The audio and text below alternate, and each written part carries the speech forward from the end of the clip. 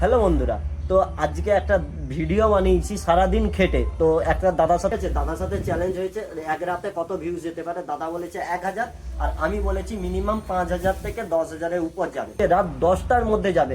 এখন বাজে 5:50 আর আমি ভিডিওটা পোস্ট করছি 6টার মধ্যে, পাক্কা 6টার মধ্যে।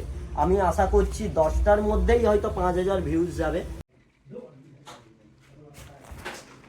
হ্যালো বন্ধুরা, কালকে তো তোমরা ভিডিওটা দেখেছো, এর আগে স্ক্রিপ্টটা যেটাই দাদাকে বলেছিলাম যে আমার 5 থেকে 10,000 ভিউজ যাবে। তো আজকে সকাল এখন বাজে ঠিক 9:45। তো এখন তোমাদেরকে ভিডিওর ভিউজটা দেখাচ্ছি। তো 8,800 হচ্ছে ভিউজ, ঠিক আছে।